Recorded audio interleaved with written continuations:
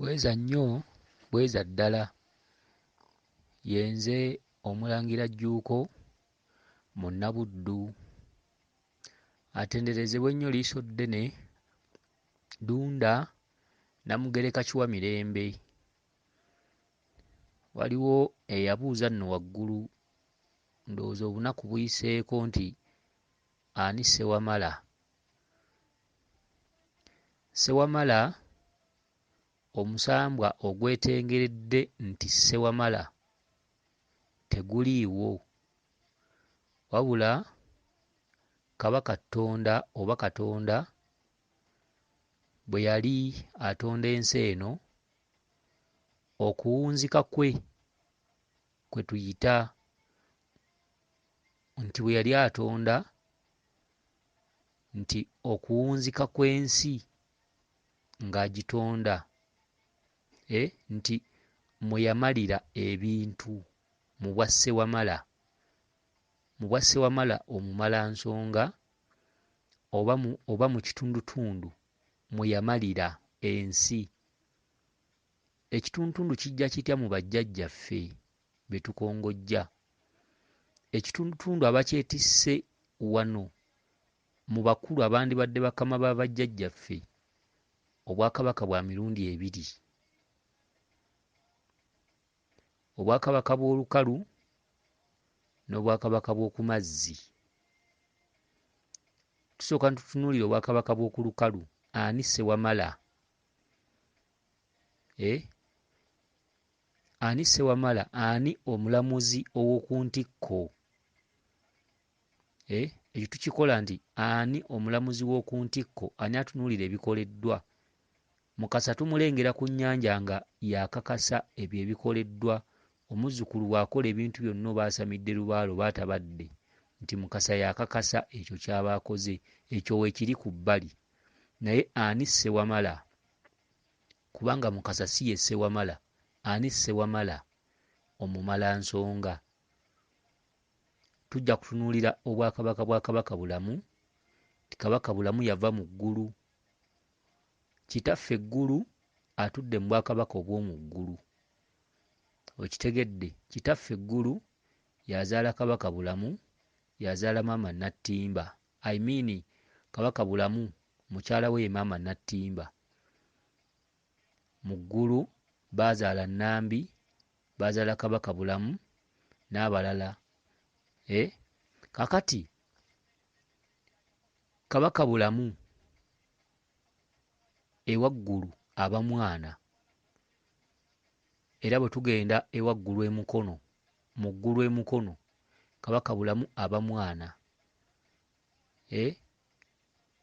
Omwaliro gwonna gwe tusamira bwe tutuuka ewaggulu baba mwana. Kabaka Ndawula bwe tutuuka mu ggulu emukono aba mwana. Naye ani yaweebwa obwa Sewamala?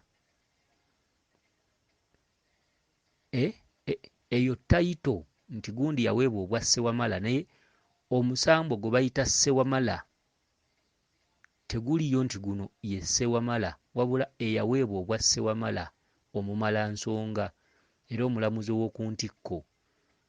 Mbagambye nti tulaba Kabaka Bulamu ayatula erinnya erya Kato, kubanga basooka kubeera balongo, basooka kuba baana, ate oluvannyuma ne bafuuka bassaabalongo, nti Kabaka Bulamu ye Kato, Ndawula ye Waswa,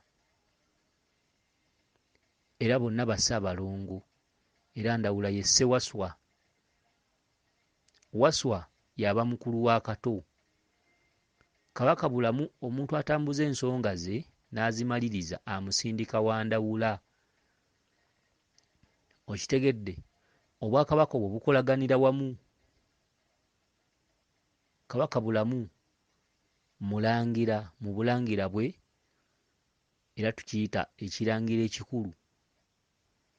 Kabaka Ndawula mulangira, naye obwakabaka obwo oba obulangira obwo busiŋŋanira wa? Kabaka Bulamu ye Kato, era olusozi lwe lutudde Ttanda mu Bwakato oba Ettanda ewa Walumbe. Obwakabaka bwa Ndawula bwe tulaba omwaliiro guno ogwokubiri waliwo ebuwaali, waliwo ennyinze. Ebuwaali nno waliyo amasiro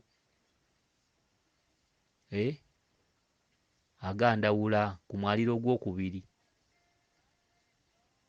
Ebuwaali gye yasinziirira okulwaza abantu kawaali, okwetakula na wayirindi biki biki.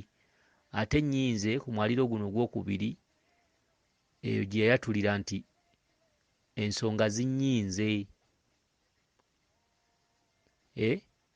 Abamu nno bayitayo nnyiize naye si nnyiize wabula bayitayo nnyinze.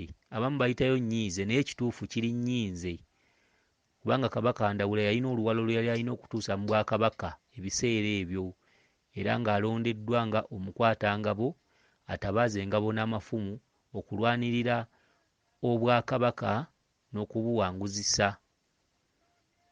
Naye yalwana nnyo ate yalekererwa nnyo okutuuka okufa. Ayina nno we yatuuka n'ayatula nti ensonga ezantumwa zinnyinze. Ogwo mwaliiro gwa kubiri. Si gwe mwaliiro guli ogw'olubereberye ogw'emmunyeenye, gwe yakkira mu mmunyeenye, mu bwa Ssemwezi, mu bwa Ssekisaka. Ogwo gwe mwaliiro gw'olubereberye. Guno omwaliiro wayatulira nti zinnyinze, guno mwaliiro gwa kubiri omuzaale. Guli ogw'emmunyeenye guva mu ggulu, amaanyi gali agava mu ggulu ag'olubereberye. Kati ate guno gwatula zinnyinze gwe gwokubiri oguzaalibwa omukazi, ogwaweebwa amaanyi okuva mu ggulu ogw'emmunyeenye. Okitegedde? Zinnyinze eyo nno gye bayita ennyinze. Kati olubiri lwe olw'ebuwaali nalwo weeruli. Tulina Ndawula Googombe, tulina Ndawula Manyindo, Ndawula ow'Essanja. Eyo gyonna emyaliro tusobola bulungi nnyo okuginnyonnyola. Akati Ndawula yakola ekitundutundu ky'obwa Sewamala. Buli musambwa gwonna gusobola okutuuka mu katundu aka Wamala, naye ku nsonga zaagwo nga ggwo nti osobola okutuukiriza ensonga za ddungu n'ozimaliriza. Bw'oba ogenze wa Mukasa okukakasa ebyo by'okoze, obeera mu bwa Wamala. Naye tuyina obwa Sewamala, obuyinza obwo bwaweebwa ani? Nga bw'onogaa nti Muwanga yaweebwa obuyinza obw'okuwanga ensi eno, nti teri mulala abulina. Obuyinza bwa Sewamala Kabaka bulamu tabulina. Obuyinza bwa Sewamala buyinza bwa Ndawula. Era ensonga zonna zonna eza Kabaka bulamu bw'ozikola, Ndawula ye mulamuzi omukulu, ye mulamuzi ow'oku ntikko. Ye mulamuzi ow'oku ntikko. Yaddiza ebika bye ebyasobya, yabiddiza obulongo, yabiddiza amayembe, yabiddiza buli kimu. Ogwo gwonna nno mulimu gwa Kabaka bulamu, akuddiza ebintu bye byonna, kubanga bamu bajja kugamba nti bw'okola ensonga za Kabaka bulamu ye nannyini mizimu, ye nannyini biki, ye nannyini biki, era yabikuddiza. Kituufu, ekyo kituufu era bwe kiri, naye Kabaka bulamu akusindika wa Ndawula mu bwa Sewamala, mu bwa mukulu we. Emisambwa gyo gyeteekamu ekitiibwa. Tosobola kukola guno n'ogumaliriza ate guno guddako n'oguyita kuli talaba. Gyo gyeteekamu ekitiibwa nti bw'ova mu Bwakabaka bulamu osindikibwa ate mu bw'omulamuzi omukulu. Ndawula ye mulamuzi omukulu era yasayininga nti ono atuukirizza, kwako ebintu byo, naawe kwako kino, kwata ne kiri, kwata ne kino. Ye Sewamala. Era tulina n'ennyanja eya Sewamala, ndowooza eri sayidi z'Eggombe eno, nnyanja eya Sewamala omumalansonga. Okitegedde? Kale nno Sewamala bw'atyo bw'ali. Sewamala eyeetengeredde nti yava mu ggulu n'akka, nga bw'onoga nti Ndawula yali mmunyeenye, ataliiwo. Obwa Sewamala bukola bukozi. Katonda mwe yawunzikira ensi ng'atonda, bwe bwa Sewamala omumalansonga. Eryo jjinja oba kitundutundu, jjinja eryakwasibwa Ndawula. Okitegedde? Bwe bwa Sewamala. Bwa Sewamala wabula si musambwa Sewamala wabula obwa Sewamala bwaweebwa musambwa ki? Bwa Sewamala bwaweebwa Omulangira Ndawula. Bweza nnyo, bweza ddala.